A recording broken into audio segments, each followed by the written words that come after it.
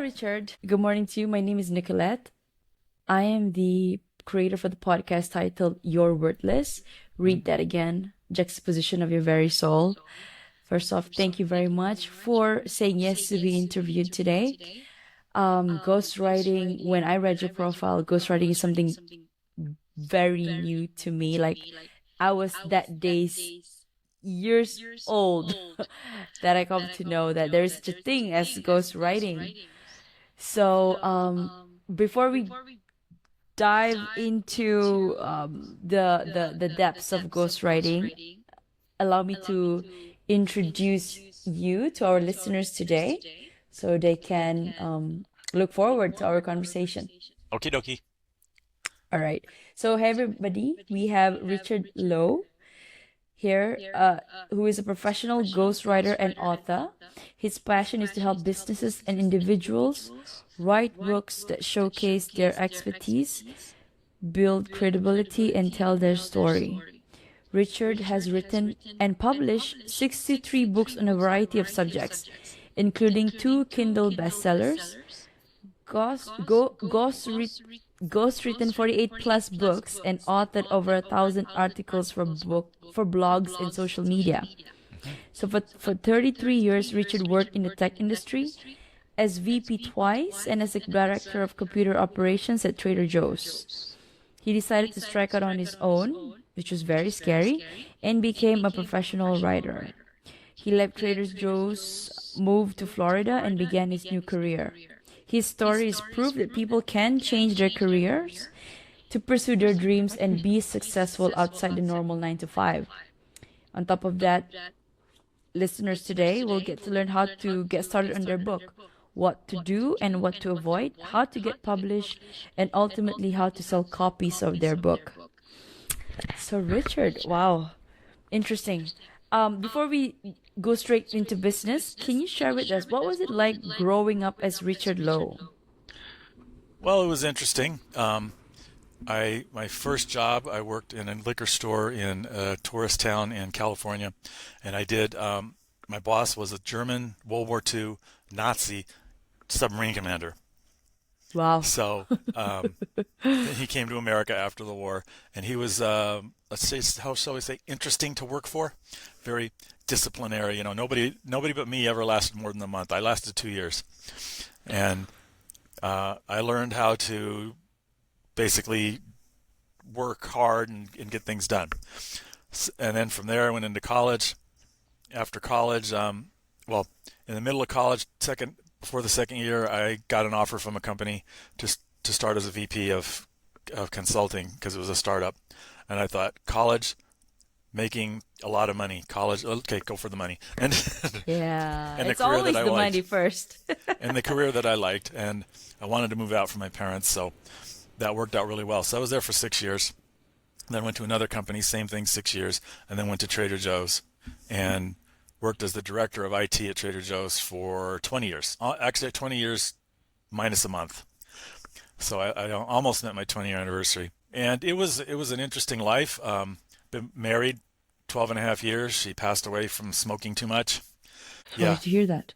And when she passed away, I decided I wanted to get rid of the grief and the shyness that I had. I was super shy, and the grief made it even worse. So I became a photographer for 8 years and started photographing people.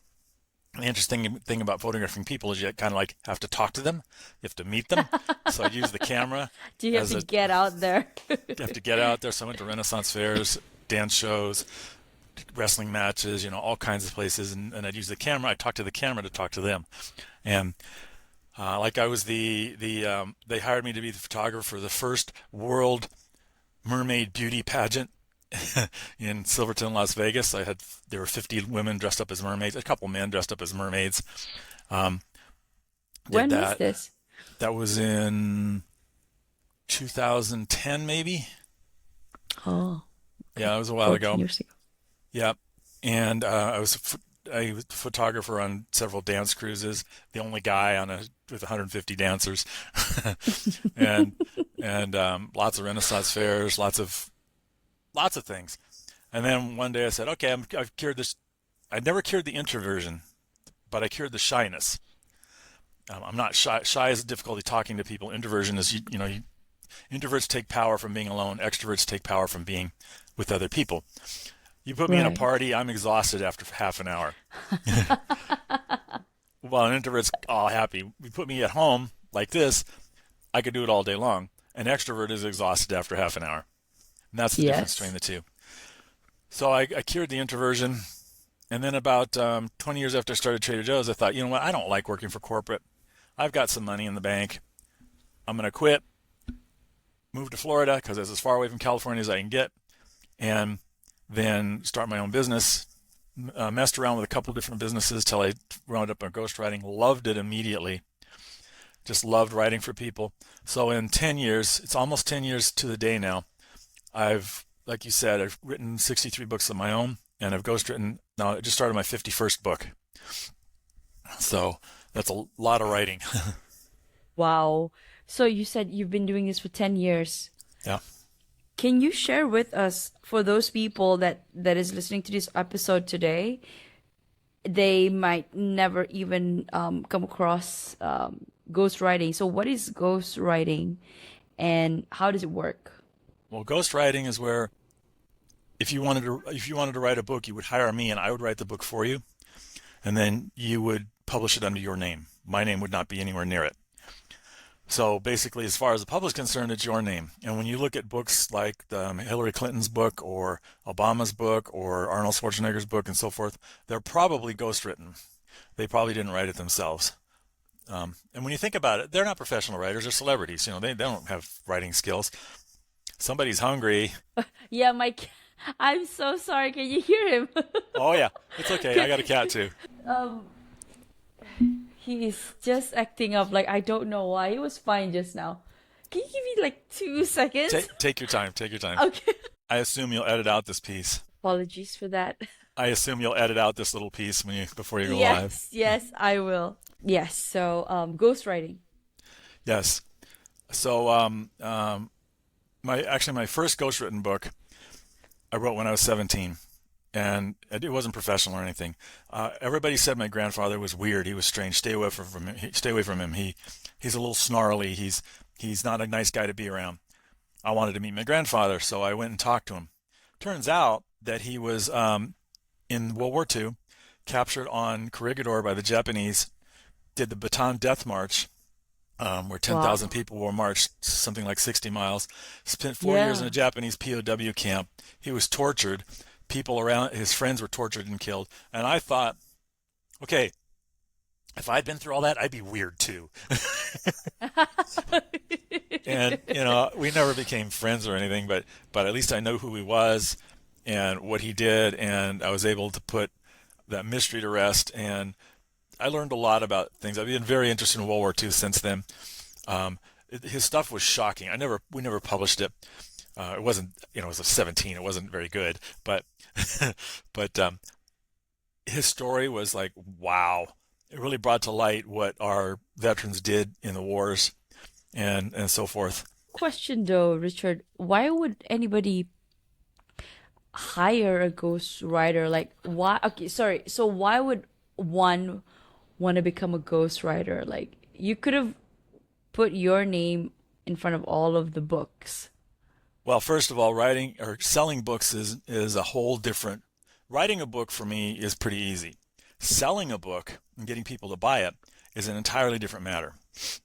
You gotta learn marketing. You gotta learn how to sell. You gotta learn the quirks of the book industry. Um, it's kind of up and down. There's all kinds of things. And I found that I was very good at writing books, like really good, but I wasn't so good at selling. I'd never been trained in selling and marketing. Now I am, because I had to sell my ghostwriting services, but when I started, I wasn't. And I like writing, and I didn't like the selling part. That's changed since then. Now I love the selling part. So I decided I also like to help people. So I take a person who's struggling to write a book or has this idea they've had in their head for 50 years. Let me give you an example. There's a lady, her name's Doris, and she has had a book in her mind for like 50 years. And Five zero. yeah, she was 78. So Wow. every day she wakes up and she writes down her dreams. And she said, she hands me this pile of handwritten notes and says, I want these to be in a book. So I had to take all of that. Fortunately, I got somebody else to transcribe it, turn it into a book, and it was a mess. I mean, it was a real mess. It was just random stuff that she dreamed, and I turned it into a real book. And she was thrilled when it was published, and I've never seen anybody so happy in my entire life. And it fulfilled her dream. She passed away 3 months later from COVID, but she fulfilled her dream, and it was pretty touching. The book's called Gators in the Soup, and it's on It's Amazon. in the soup. Yeah, and it's a little like young adult fantasy about these two gators who wander around this magical swamp, and they, beat wizards and all kinds of stuff. It's kind of fun. It's a fun book. So, Fantasy. but the Wow. idea is that I achieved her dream. I helped her achieve her dream, and before she Mm. died, and it was very good. Felt really good. No. Now I understand it. If you see it from that angle. Yep. And I do the same with business leaders, and I do the same with political leaders and celebrities. I've had one major name rock star that I've done a book for, uh, and another major name rock star that I've done articles for. Uh, So what is the process like? So do you sit down with them and then they give you an idea, like a framework, and then you begin to create the manuscript? Or is it entirely your idea and it's just your name in front? no, no, it's definitely not my idea. The whole point is I'm writing their book, so Sorry, their name in front of the book. Yeah, I'm writing their book, which means right. I have to actually pretend like I'm them, which means I have to know who they are. From So their when, angle. You're so right. when we start the project, I usually do about a month's worth of interviews and things, Mm-hmm. usually 3 to 5 a week, where we talk, we go back and forth, we formulate the book. I find out who they are. I had one client, he curses a lot. Every other word's a curse word. And I said, okay, I noticed you curse a lot. And he says, yeah, that's pretty obvious, you know. And I said, well, do you want curses in the book? He said, well, hell yeah. And I said, Again, that's a curse. and I said, okay. And he didn't want to overdo it, but I've never once had a client actually want curse words in their book. Um, and he want like it's not every other word, but each page has at least 2 or 3 curse words, and it's so I had to pretend like I'm him, and I have to write like him, like he talks. I have to use the same kind of concepts and things. It's almost acting, Yeah, but and writing in a sense. right. So we spend the Yeah. first month learning about each other. He has to learn about me to trust me because sometimes the books are really personal, Yes, and yes. I was just about to say that, especially when you're talking about biographies and yeah. there was one lady in particular. I won't go into details, but her parents literally sold her into slavery at 14 years old and got her hooked on drugs so that they could make money. And then she escaped and she formed a new life as a Christian, had children, and was happy. And she wanted to write a book about that journey. And it was a tough book to write.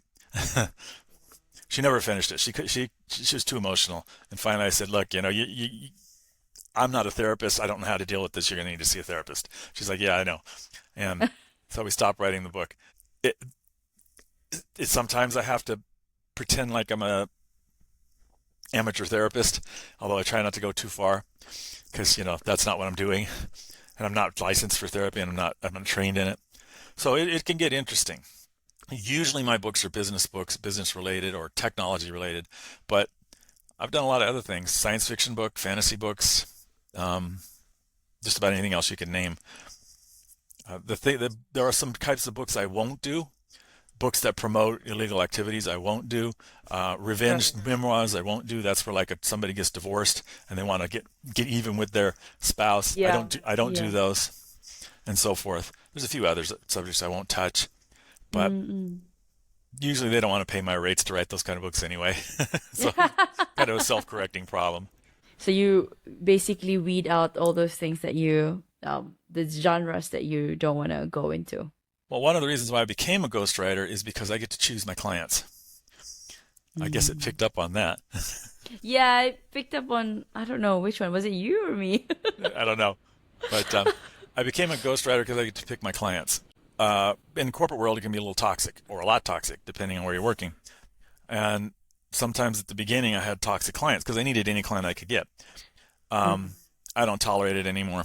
I've gotten to the point where I'm not, I don't have to get projects. I've got enough where I don't need to get them. I mean, I do need to get projects, but I don't need every project. At the beginning, when you're starting or being a writer or a freelancer, you take what you can get, Yeah. Yeah. and you're not picky because you just need it. I'm well beyond that point. I'm a pretty high-level ghostwriter, so meaning that I can command pretty good rates and I can choose my clients. So, And you said which point in that 10-year journey that you actually start to realize that, okay, I get to choose my clients now and I'm sticking with them. well, it became more obvious as I got into the second year, and I had some Oh, okay. very toxic clients. And then Right. I started realizing, okay, I need to get myself income-wise to the point where I don't have to take clients. And probably about year 4, that changed to where, okay, now I'm making enough money where I can turn people down. I actually had a $190,000 book project come my way. The guy was one of the most toxic people. Congratulations. Wow. He was $190,000. one of the most toxic people I've ever met. And I said, I'm not going to do business with you, and turned it Oh, down. you mean at the time? At the time. Yeah. Yeah. Okay. That was 6 years ago, and I'm not going to do it. And he said, well, why? And I said, well, you asked. You're one of the most toxic people I've ever met in my entire life. And he didn't like it, but don't ask, if you don't want the answer, don't ask me a question. I'll Wow. protect your feelings and stuff unless you ask me a direct question. And I say, do you really want to know? Well, yeah. Well, there you go. Ah, okay, okay. Well, I am so compelled to go into it. Like, how is he toxic? Um, but yeah, for Oh, anonymity. if you've ever worked for a toxic boss, he became one of the reasons why I became a freelancer is so that I don't have a boss. I mean, And yeah, me too. Like, I'm transitioning to my own practice as well. So yeah, this is the whole reason. I have clients, but they're not my boss. And what I have found is, like, I just quit a freelance job where he wanted to be the boss, and that lasted about 3 months. And then I said, look, this ain't working because we're I'm a freelancer because I want to work for myself, and I have to be in charge of the project. We can't have two bosses. So And you're gonna be butting heads. Yeah. if you want this to succeed, you have to get out of the way, and you have to let me do the project. Give me the parameters and tell me what you want, and all the fit it together for me. But I'll do the project, and you need to step out of the way and not micromanage me. He was a micromanaging kind of guy, and he was like, okay, I understand. Oh well. Okay. Thank you for sharing that, Richard. So now I want to ask about how did you successfully pivot your career? Because Uh, just to share my story, I'm also pivoting from my 9 to 5. So I'm about to jump into my own practice, which you mentioned therapy. So I'm into that. I'm graduating. And also I want to go into coaching. okay. So this is something that I can resonate. So can you share with us and the listeners, how did you pivot yours? Well, I pivoted mine by just jumping off the cliff. And I probably would have done it differently if I was going to do it now, but I had probably 5 years in the bank of money, so I was able to have the luxury of being able to mess around for That's a a while. lot of money. Yeah, Five and years. and I made money in addition to that during that time, so that money lasted me until about 2, 3 years ago, and then it ran out, and it was like, oh my God, I don't have that money anymore. But it got me into my new Well, career, and yeah. first of all, I'd recommend you have some money in the bank because Okay. freelancing is like this. There's going to be uptime. It's feast or famine. There's going to be uptimes. There's going to be downtimes. So make sure That's you've true. got enough to survive the downtime. Like the last 2 months of the year, nobody's buying anything. Getting a new client in November or December, at least here in the United States, don't know what the holidays are like over there. Is you just aren't going to do it. People are going on vacation. Budgets aren't approved yet. One of my clients is a government client. The budget wasn't done yet. So these things, you have to be ready for those downtimes because you do want to pay the rent. That's generally important, and taxes and things like that. So have that little runway. And some people will say have a plan B. And I will say do not have a plan B. Make it so you have to succeed.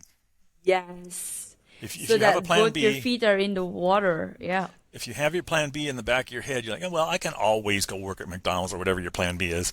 Don't do that. Don't Yeah. do that. Just focus on your business. Focus on what you need to do, and get a coach. My business turned around big time a few years ago. I mean, I was doing really well, and then I got a coach, and it did even better. And then this year, I got two coaches now, and it's just a few hours a month, and just the things they say is like, well, how about doing that? Like, okay, try that, and boom, my business is better. One of them said hire a VA, virtual assistant. Virtual assistant. Yeah, I mean, virtual assistants in the Philippines, they're very inexpensive. I think assistants in Malaysia would probably be very Yeah. inexpensive. Here in the States, they're really expensive. Yeah, you'll pay 50 So bucks people an hour. could that You, that could be a plan B for any business, a 9 to 5 person trying to jump into their own business. if you wanted to jump into freelancing and still have your 9 to 5, virtual assistant is a great way because you can do Excel spreadsheets, you can do Word stuff, you can do. People wants to do research. There's anything you can think of that can be done electronically, you can do, or even not electronically. I mean, even filing taxes, a virtual assistant can do. So it can take all that load off of you. If you can hire somebody in the States here, if you can hire somebody in the Philippines or India, first of all, you're putting some people to work. That's a good Right. thing. And Yeah. second Yeah. of That's a all, good you're thing. going to get much, much better rates. And I found the people I've hired Indians, Filipinos, and Argentinians, and all of them were great people to work with. Um, it worked out always. To at least I got what I wanted. I've got somebody now in Dubai who does some stuff for me. He moved from India to there. So that would be, as soon as you can afford it, get a virtual assistant to offload those Administrative work. the administrative work, the stupid work that you have to do. You know, you write an article and then you need to post it to 5 different social medias. Let them do that. Yes. You know, Yes. you want some research done to find out, what's topic is good for this article this week. Have them do that and focus on whatever your business is. And you can hire them 5 hours a week and you probably saved yourself 10. That assumes you've got business to back that up. Yeah. Yeah. So you have people handling your social media then? I have a lead generation service, and I'm about to hire somebody to do my social media. I've done it in the past.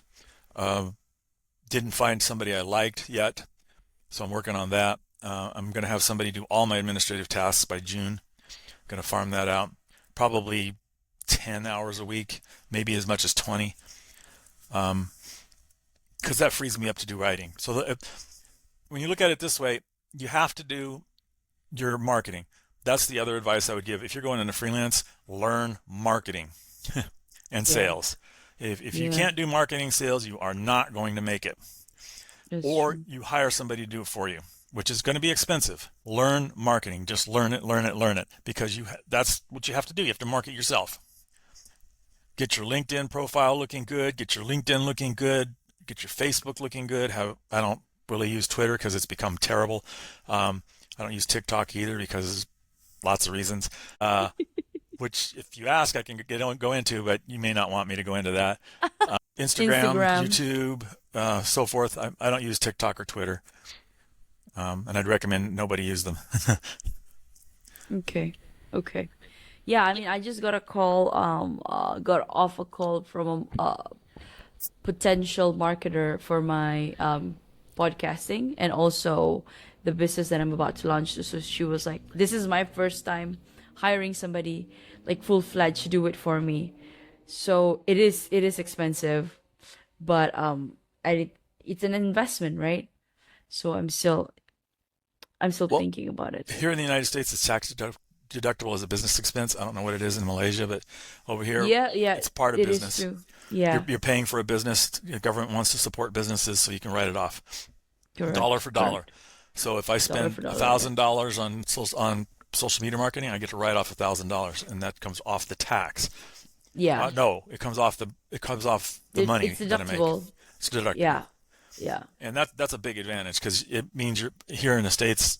I'm probably paying 40% less just because of that. When you're attracting 40%. Right. Yeah. Be very cautious with those. Make sure you have solid deliverables defined. What are they going to deliver with metrics? Because if you're just setting them, okay, just do a bunch of social media posting. How do you measure that? How do you know what success is? Define success, and define a time frame for success. Okay, in 1 month, you're going to deliver me, like with my lead generation. I said every week I want 3 leads, and he delivers me 3 leads every month. Sometimes it's up, sometimes it's down, but on average. So do the same for the social media. What are you delivering? Delivering is not publishing an article. That's not delivering. What is that going to generate for you? Yeah. It's going to generate leads. It's going to generate a lead being somebody you can talk to. Is it going to generate appointments? Is it going to generate customers? How many? And if they can't answer that question, or if they're wishy-washy, and they will be wishy-washy, but if they're too wishy-washy, because it's hard to measure, but that's something you have to do, because otherwise you don't know if they succeeded. And they can say, well, we published 15 articles for you. And you're like, well, big deal. I didn't get any customers. Yeah. But I'm still paying you, but I'm not getting any. I'm not getting any conversion. No conversion, no money. You're just paying money out the door. So what's the deal? And if you're writing the articles, that's a little harder for them, because they don't have control over that. If they're writing the articles, they should be able to define that, or videos or whatever. Are you doing video or podcast? You're doing podcasts.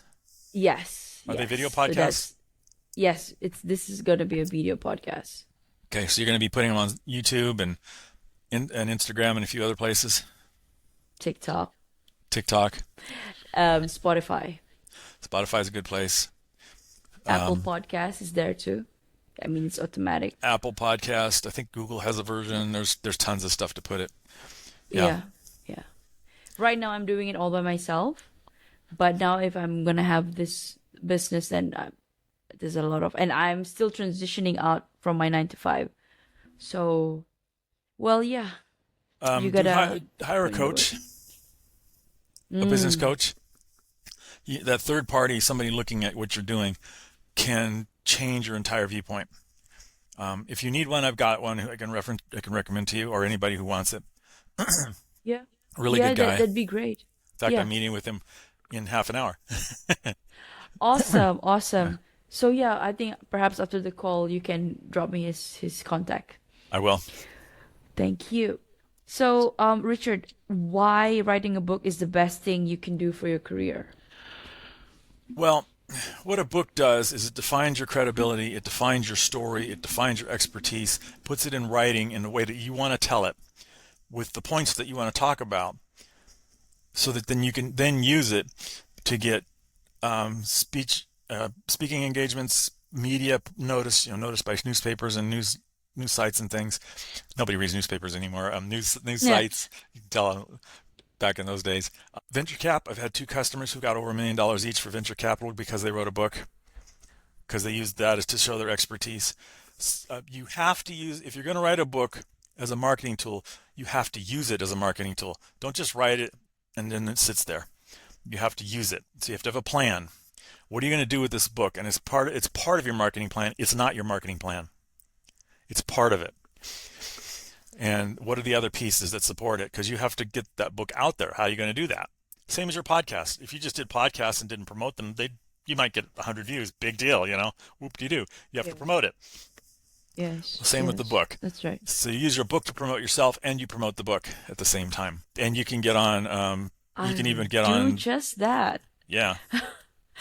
Because I'm putting my content out on this on the social media that I just mentioned, but not on LinkedIn, because I was still in my 9 to 5. So now that I'm out of that 9 to 5, so I think I can go out there and say it freely that I'm now a podcast host, creator. I've got a couple of people who do podcasts. that are in the coaching / therapist space, you might want to get on their podcast as a guest. Yeah. Yeah, that'd be so great. Yeah, I can send you Awesome. those. If I don't send you this stuff, remind me. What am I Okay. supposed to send you? I'm supposed to send you something already. Oh, the coach. So, the business coach that you're meeting, and Coach. then the contact, which you said there's also a podcast host and slash therapist slash coach as well. Yeah, the one I'm thinking of is a super nice lady.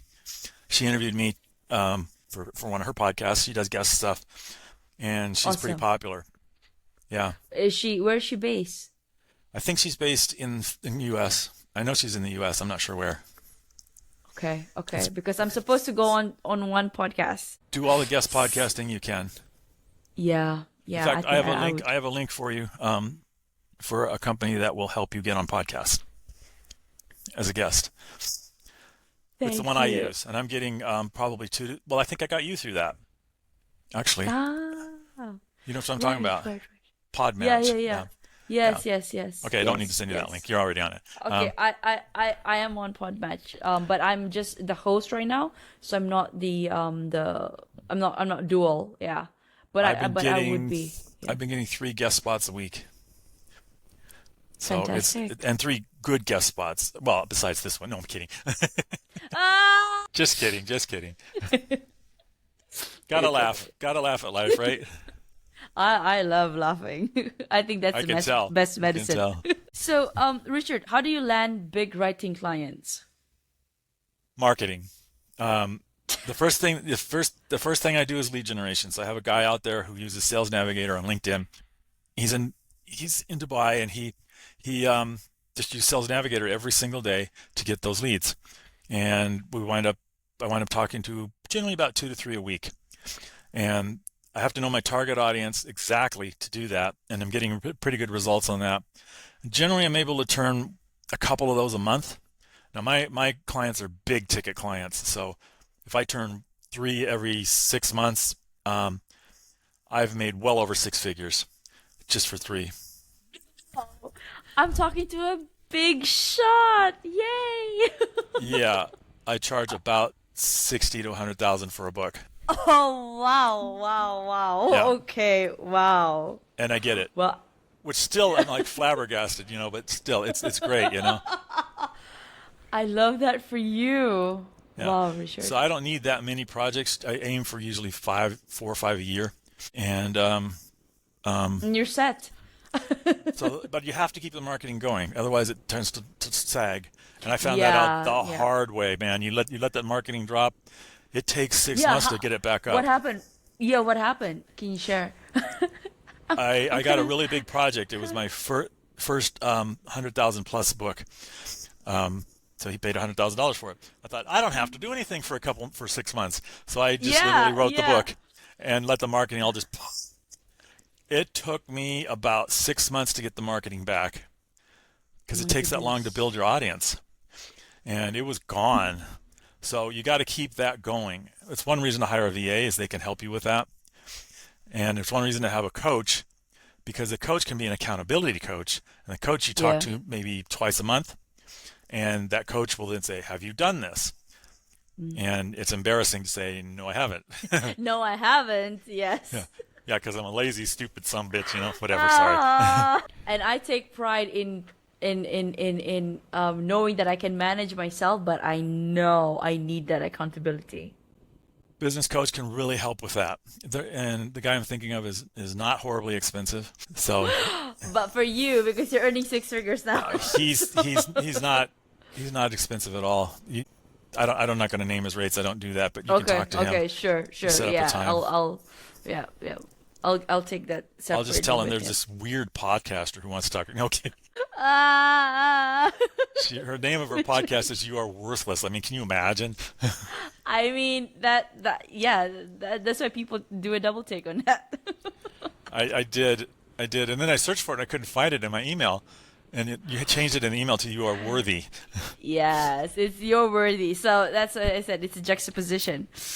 Yeah, it was. I So thought it was cute. I thought it was cute. cute. Okay, Richard. That was a I'm good talking thing. to a writer. That's a good thing. Is that a good thing? I thought it was clever. Let me put it that way. Thank you very much. I will take that as a compliment. Okay. So, how do you publish a book? Well, there's several ways to publish a book. Mm-hmm. If you want to use it as what I typically write for authors is a marketing tool, you self-publish. You do not self-publish directly on Amazon. You self-publish it through a company called Draft to Digital, who then publishes on Amazon. Draft to Digital lets you put it into libraries and bookstores. Amazon, they say they do, but experience from other writers is they don't. So Draft to Digital will put you on those lists, so then you can then market to libraries and bookstores. Right. Also, So you go through an agency, some sort, well, and then let you them. probably hire a marketer who knows libraries and bookstores, and then let them do it. Because Okay, like Barnes and Nobles. Are you saying those kind of Barnes and bookstores? Nobles, the smaller bookstores. There's hundreds of bookstores all over the world, thousands of bookstores, and then libraries like your local library. Popular, Kinokuniya. I'm starting to name the bookstores that I have in Malaysia. Okay. The big thing about libraries in the States is they rent the books. So what happens is they get the book for free digitally, and then somebody reads it. You get paid per page. Commission, Yeah, nice. yeah. So you get paid for every page that's read. So it's probably like a tenth of a cent per page or something ridiculous. But if they read the whole book, But still, yeah. so it becomes steady flow. So you just hire somebody to market to libraries, and they get it into libraries. And there's like 40,000 in the U.S. I don't know how many there are in Malaysia. It's a lot.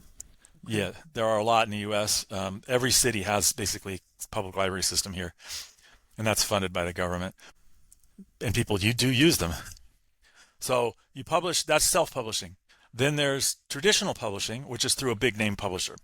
That Right. requires an agent and a book proposal. You have to do those two things. A book proposal is something which I can write, which helps you market your book to publishers.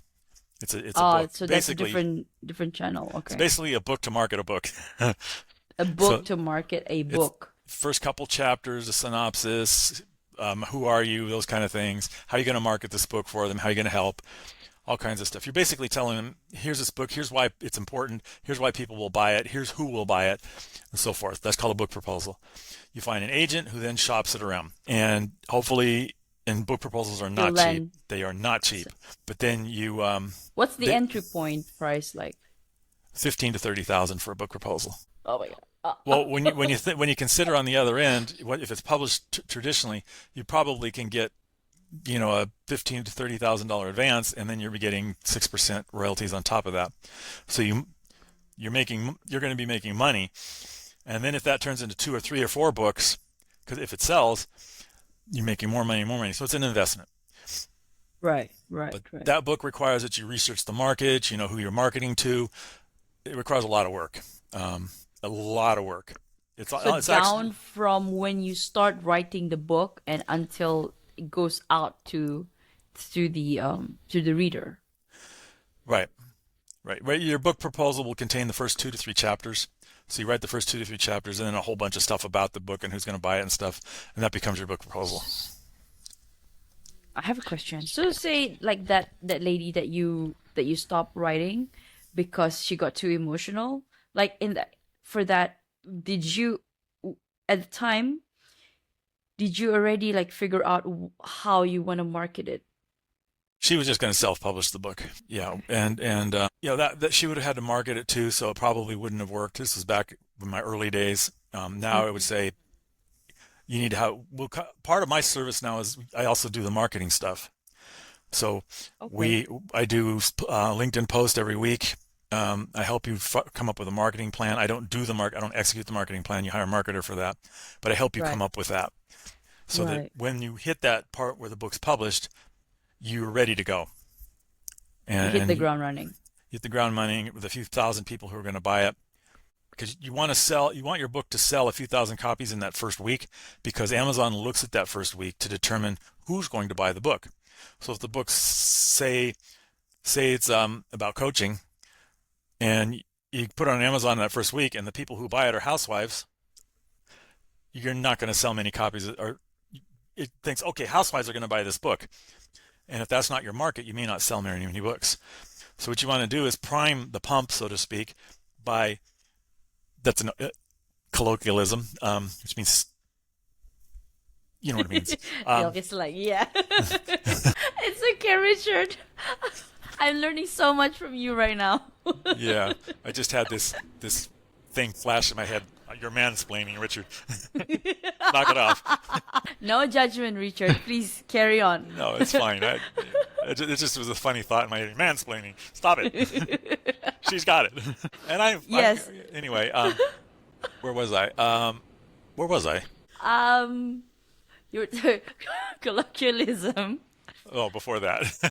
No, I was asking about your Oh, yeah. previous customer self-publishing her book.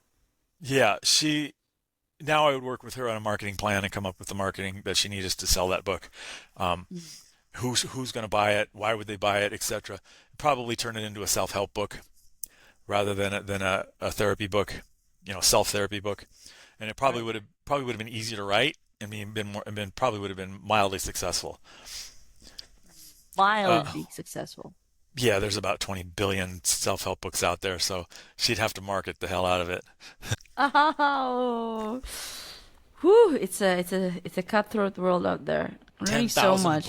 10,000 books are published Every day? every single day on Amazon. Same on music. Yeah. 12,000. Is it 12,000 It's a lot, songs? Yeah, it's a lot. but most of it's garbage. All you have to do is differentiate yourself, and that's what marketing is about. That's true. Differentiating That's true. yourself. Why are you different? Why should they download your book? Why I'm or your unique, music, right? or your You're video, or worthless. whatever? Yeah. But you are worthy and you are enough. I mean, when you think about it, I think that over 1 million videos are published on YouTube every day, or some ridiculous number. How do you go viral? Well, you have to make your video stand out.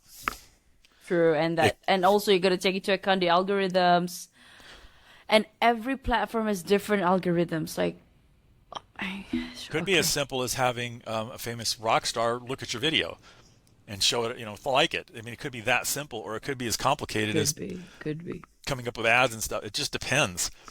Yeah, It kind of it's a trial depends. and error. Yeah, And going trial and viral error. doesn't actually do anything for you, because the question is, does that viral convert into money? Correct. Yeah, You at can the have end of the 5 day, million views, and big deal. Did you make any money off it?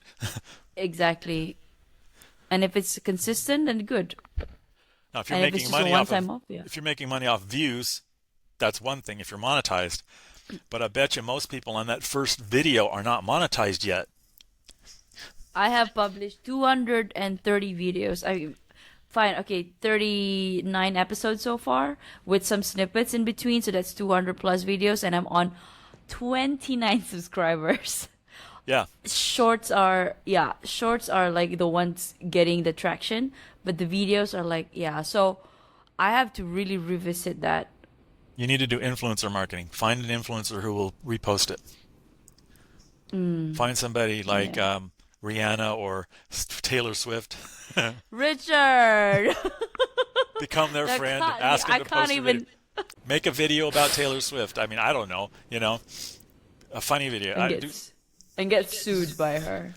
Make it a good video. Yeah, right. Self-worth, because she always talks about herself, anti-hero. Make a video Why about are you not a hero? she helped you, and you watched her and you had this, oh my God, I can make it because she did blah blah blah, and then post it on her feed. Tag her. Tag her. That's the word. Do stuff like that. It won't always work, but sometimes it will.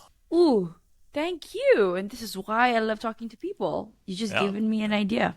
Yeah, Thank you you want so much. to get bigger. You're going to have to get on the coattails of somebody else and have them help you forward. And you can do that in any number of ways. Like I said, write a nice video about them with a good script that just says, "This person really changed my life when I watched." And of course you're going to be lying, but no, I'm kidding.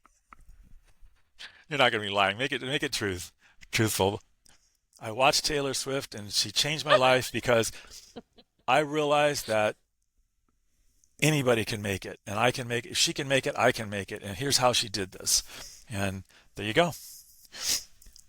Put that out there and just wait and see. And if it doesn't work, do another one with a different slant.